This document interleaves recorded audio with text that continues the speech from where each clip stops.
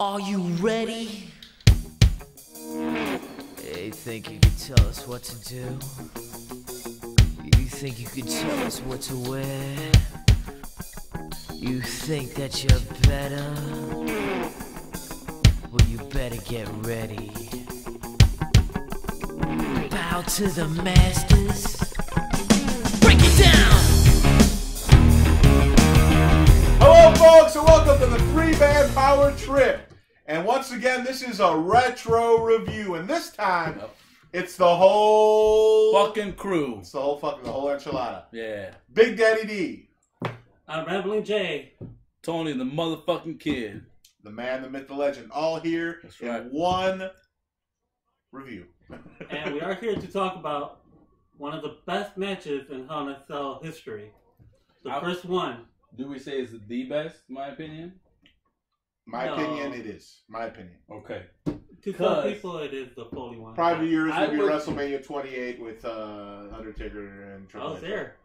Yeah, correct. Yeah, it's up there. I would. That's my second favorite. I would argue that this would be the favorite because both wrestled. Mm-hmm. Both wrestled. Triple H and Undertaker was more like a brawler. Fight. Kind of like the same thing with Foley and Taker too. Well, exactly. Ooh, that's actually my second favorite. I gotta be honest. That's my second favorite. Well, shit, historic crap.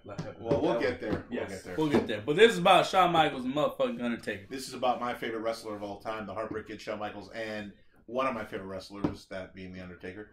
And Showtime. This was a special night. This was a very sad night, yet it was a very exciting, historic night.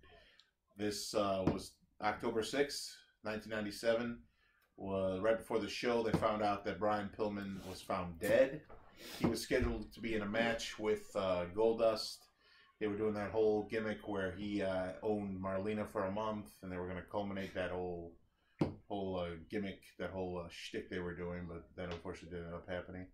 Was it by a heart attack? It was a coronary event. Yeah, coronary, more than likely from all the painkillers over the years he took. He got in a bad accident. Yeah. And it just messed him up, his heart. That's unfortunate because in my book, Brian Pillman could have been one of the greatest of all time. I think even bigger than Stone Cold. The man was way ahead of his time. If they let him do his own thing, I really think he would have been one of the biggest of all time. You know, I'm more surprised about him not being in the Hall of Fame yet. It'll happen.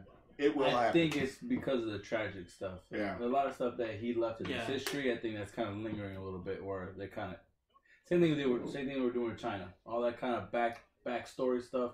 They're kind of like iffy on if they. China kind of messed it up with the whole porn career. Well, that's what I was trying to go with. I just didn't want to say the word porn. We can say porn. It's not really R-rated. I mean, we're not talking like verbal, like, you know. I don't recommend looking it up. That's all I'm saying. Don't recommend it. Unfortunately, I watched it. You know what I like about this match is they have like great chemistry. Who, China and X-Pac? No, Taker and Yeah, they got great chemistry. One night in China. Yeah. All right. This was exciting. This was historic, like I was saying, because you got Shawn Michaels, Undertaker in the very first Hell in the Cell. Yeah. And the debut of Kane. Ooh, Kane. One of the scariest. That felt Willie good. Sims. I feel that in me. That felt good myself. Oh, sorry, soda. Anywho, fucked me up, dude. Kane has been one of the most dominant, fearful characters they've ever had. There have been some times where they kind of, it's an uphill, downhill. From 97 through 99, yes. Right? Then it went straight down. Yeah. And then it went started talking. Yeah. But it went up again in 2003 when he took his mask off up until WrestleMania in 2004. Yeah. And then ever since then it was over. There's nothing. It's always had their moments. Their high moments. The one thing about Kane I like though. The one thing I like about Kane was that theme song he had from, I think, Finger 11. Oh yeah. Yeah, something like that. Something like that. His major push right there that he had, it died as soon as they took that song away from him. Yeah. But we may have to do a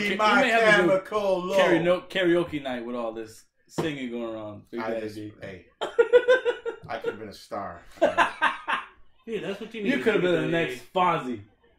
open up a karaoke bar, have like nothing but WWE theme songs in there. You know what? I'll be Bear. He can be Fozzie, and then I'll come afterwards. I'll be the Bear. So you got Fozzie Bear. Fozzie Bear. Works. Good one. All right. No, seriously, no bullshit. This match is historic in so many reasons why. But it was actually a really good match on top of all this exciting stuff. Yeah. Especially, Shawn Michaels took a beating, man. Big time. Big time. Yeah. As we can see right now, he's about to get. Last ride. No, he's gonna flip it.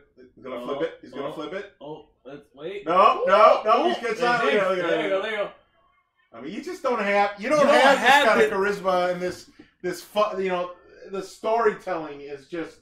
It's more too as well. What makes these type of matches back then so awesome is the chemistry between wrestlers. Yeah. Not just that. Back then you had better pacing. Better pacing because people they understood each other's, I guess, game plan. Yeah, look, Taker's walking. I mean, he's not running to you. No, he's not fast paced. You can actually feel the punch because he's throwing it at a good, good speed. Yeah. Well, here's not just that. It's Shawn Michaels. The selling is what makes this match. The selling of the ass whooping that he is getting. Yes. Okay? I mean, it makes you believe, holy shit, this Undertaker is a scary individual. You know what I mean? Because Shawn Michaels at the time is the biggest thing. You know what I mean? Hottest thing at that time. Him and Stone Cold are neck and neck at the same time. Stone Cold, he's getting the biggest of all time. But so far, they're neck and neck still. At this stage, at this stage of Shawn Michaels' career. Pretty soon, he's going to pass the torch to Stone Cold. Right. Unwillingly, but unfortunately it happened. But the point is, he's still, making the Undertaker, the phenom that he is, look like the monster that he truly, is supposed to be. Yeah. Something that they refuse to do with Bray Wyatt. Right. This is what they should be doing with Bray Wyatt. Fortunately, they don't do that. They feel like, is it just me or do Vince? Do you just not believe in him? What is it? It's because he's fat. Is that so? That's it? Because he's fat? Well, look what he did with Kevin Owens. Fucking put him on SmackDown. Do you think that's coincidence? Made him US champion. We're gonna get there. I'm sorry. You know what? We're veering off here. We're worked up. We're just worked up. Talk all about this stuff. the build up to this match. The build up. Yes. Oh yeah. Is the best part. Storyline was freaking fantastic. If you don't mind, I'm kind of the encyclopedia when it comes to wrestling. Yes, please. So August, I believe 3rd, 1997, Shawn Michaels as the referee. Screws the Undertaker over and hits him with that chair because Bret Hart spits in his face. He misses, of course, hits the Undertaker and has to pin the count, or he can never wrestle in America again. So obviously he had to do what he had to do. But the key on that whole thing is they're setting up a feud that we never got to see before. And that's the Undertaker versus Shawn Michaels. It's never happened before. It's happened in house shows, but not on TV. Mm-hmm. And that is something that was extremely exciting, especially for me, since at the time, Shawn Michaels is my favorite of all time, and at the time, him and Stone Cold are my favorites, but so is the Undertaker. So for me, it's awesome to see these two finally about to go neck and neck with each other. Got it. And they're starting to build Shawn Michaels towards his natural heel persona, which he basically is best at when he's a heel. Big time. Now, the main thing about the collusion between these two was because Undertaker bled, right? For the first time. That was a huge thing. Yes. Very good. Give it up, my friend. All right. I like that. That's exactly the truth. No bullshit. That was a huge thing because the Undertaker, the dead man, bled. It's like seeing Superman bleed. Ooh. You know what I mean? You don't see, your hero, the unstoppable. That cringe a little bit. Right. Like, what the heck? Because he's always been portrayed as a dead guy already. Right. He doesn't bleed. A dominant figure, to be honest, too. If you get a dominant figure and all of a sudden you see some type of blood, that's when they're vulnerable. Yeah. And for you to see that, it's like, holy crap. And at the same time, not only does he bleed, but that cements Shawn Michaels as a heel because Michaels hits him the first time and he almost like, ooh, what did I do? Mm-hmm. But then he hits him one more time, and that was it. Bam, he signed not only his death warrant, but his heel persona came into full effect then. And he was fully a heel. And he had this thing going on with Triple H then, and DX was starting. Now you got to remember, this is the this is right in the middle of the greatest time in wrestling, the golden era, if you want to call it that. I would call it that. Yeah, I would too. WCW versus WWE, and every week they would try to outdo each other, and it was a blast to watch.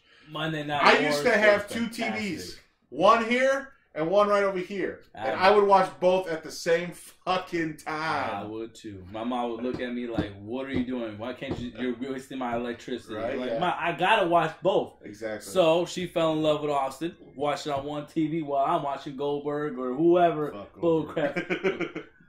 I can't admit that spear and that win streak got you a little bit. They built them up real good in WCW. But I will give them that. But my main figure was the cruiserweights, the Ultimate Dragon, the Eddie Guerrero, Ultimo. My bad, Ultimo Dragon, Rey Mysterio, the Juice, Eddie Guerrero, Latino fucking Finally, the Juice has come back. I remember that. Yeah, Eddie Guerrero, man. Him, Dean Malenko. Why Dean Malenko? I don't know what it was, but Dean Malenko I was fond of him because of his technician, but brutal technician. Intense. He was the Iceman. That's why it's called the Iceman. It's the eyes. He had that look. It was awesome. It's always been something with a lot of fans that they love technical wrestlers. Well, because they wrestle. Because they put on a fucking show. Yeah. Put it that way. That's right. That's why these guys were the exact same way. They weren't as technical, but they knew good storytellers. Yes, good storytellers know how to put on a good show in the ring. Great chemistry with each other. Absolutely. But listen, this match ended up going. I think it will go down in history as the greatest Hell in a Cell. I think it will.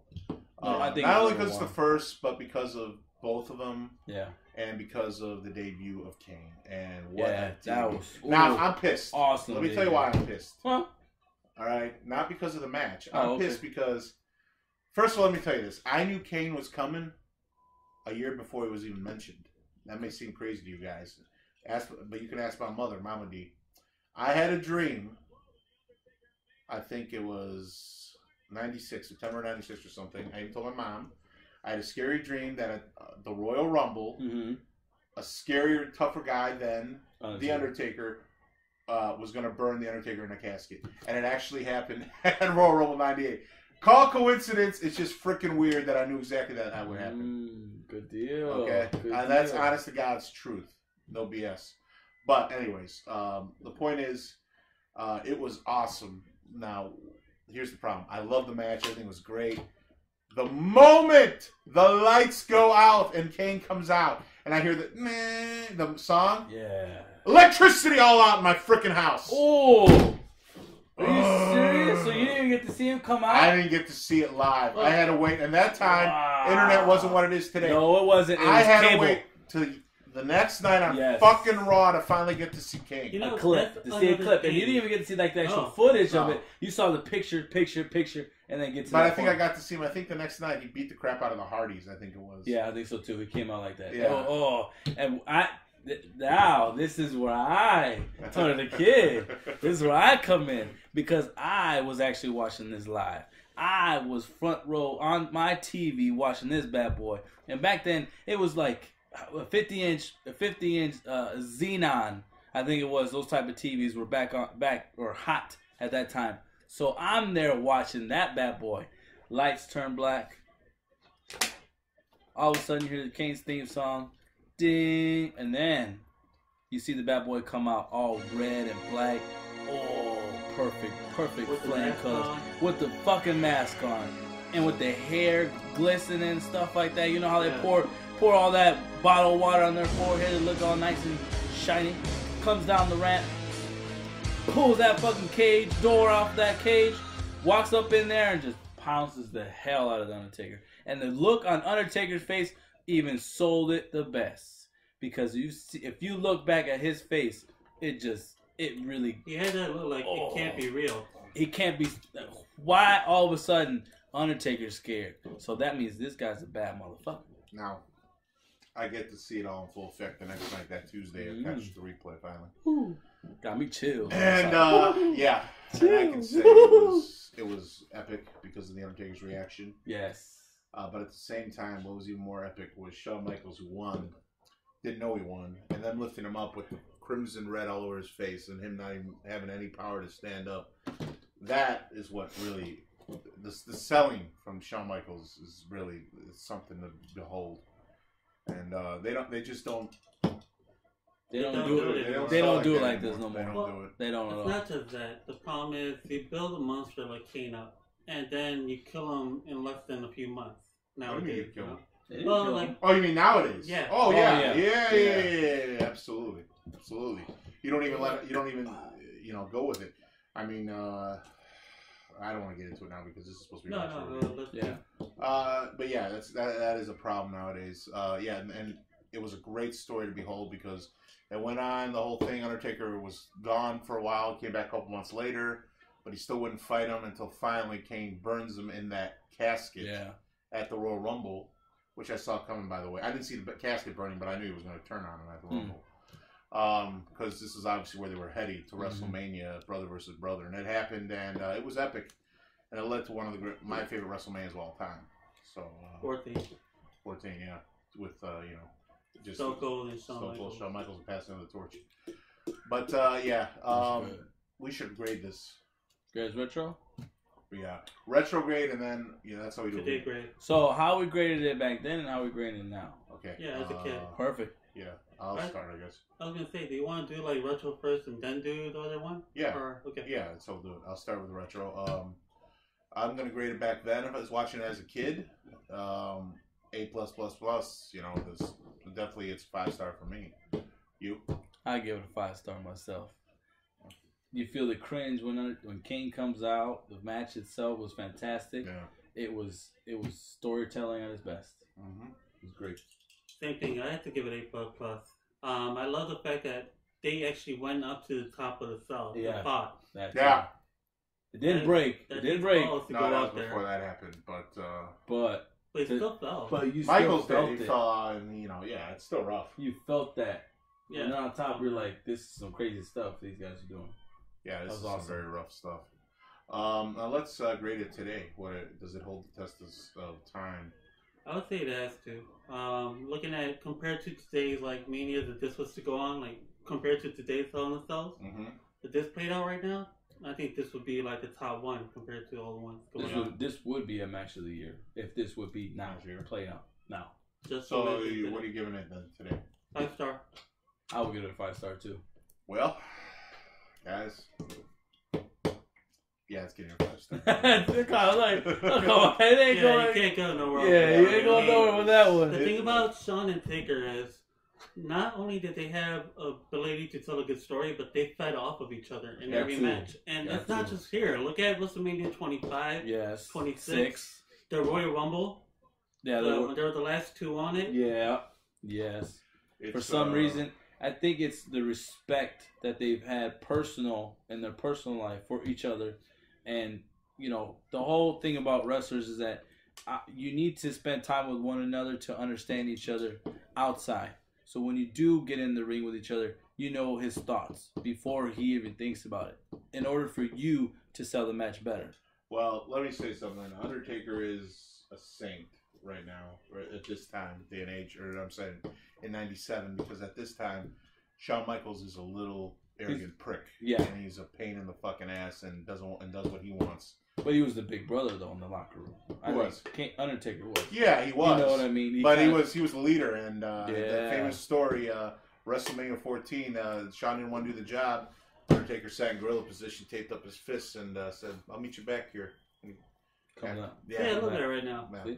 I like that. Shawn was reaching music, Taker falls and sat up. You right? Yeah. It wasn't a pinfall. It wasn't nothing like that where they get out of it. It was more like, he just stands up. Yeah. What kind of motherfucker just stands up after a freaking special move like that? There you go. That's classic right there. Now he's gonna be busted open. But here's my question to both of you guys. He's busted. Yeah.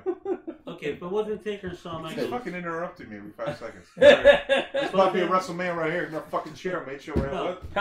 If it wasn't Taker and Michaels doing the first, however, Hell in a Cell, who could it be?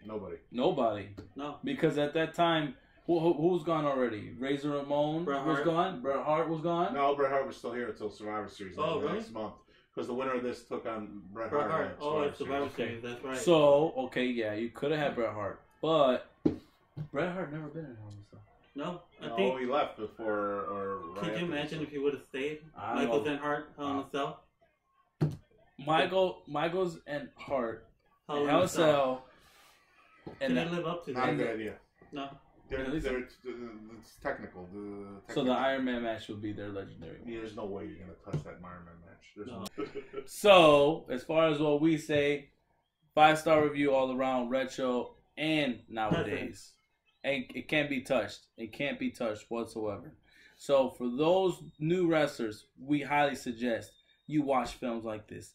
Learn from them. And start using these films as tape in order to improve your wrestling ability. Because the reason why you guys keep moving in all these different places and why Vince wants to move you this way, it's also on your guys' fault for not selling it. So get the learning. No, you're absolutely right. But the problem is nobody's got the balls to say anything anymore. Because they're all scared they're going to get fired. Oh, yeah, you're scared you're going to get fired. But there's good reasoning to that. Back then, they weren't scared because, like, all right, fine, Vince, be a dick. I'll go to WCW. Or I'll go to ECW. Exactly. I'll see you later. So now if they can't, okay, you're going to go TNA, you're going to go so-and-so. Yeah, Vince, right, you go TNA. Oh, right. But you know what? That's fine. You got to make a sacrifice for yourself in order for you to not fall into his little mind controlling bullcrap. My opinion. Just go for it. Make up your fucking mind. Get it done. Do it and give it to the crowd. Do it if you can't. Do the thing. All right, folks. This has been a retro review. Yeah. We hope you enjoyed it. We like talking about it. We like even watching the video. You know, continue to watch our retro reviews in the future. They're going to be exciting. Oh, yeah. We're definitely going to do some more wrestling retro. And what other video you got coming out right now, too, guy? The one we just did today. The one you did today earlier today. Celebrating, guys. Celebrating. We got the celebration video. 100,000 views. 100,000 views. Thank you, matter of fact, by the time this comes out, it'll already be out. That's true. So make sure you go to the list. You click on that list. Click on subscribe. You like. You comment. Whether you liked it or not, I really don't give a rat's ass. Just comment. Exactly. We don't care. Not no mores. Not no mores. Because bad publicity is good publicity. Especially for Roman Reigns over here. Yes, right. It seems like they target you a lot. They do target me a lot. We're going to start calling you Tony Reigns. Yeah. Tony Reigns. Yeah, you know what? Instead of Tony the Kid, we're going to call you Tony Reigns. Tony Reigns. Tony Reigns from now on, people. Tony Reigns. Tony Reigns, the comments on these fucking videos. That's what Tony Reigns. So go ahead and comment. And then we got the Rain Man right there. The Rambling One. Rambling J. Yeah. The Rain Man. Hey, keep that Ramblers. Keep that voice. I like that voice. That his Thank you. Thank you. Y'all go ahead. Hey, y'all. I like that. Very white. Yeah. Oh, God. All right, guys. Thanks for joining us. Truly appreciate it. From the man. I am the myth. And I'm the legend. We'll see you next time.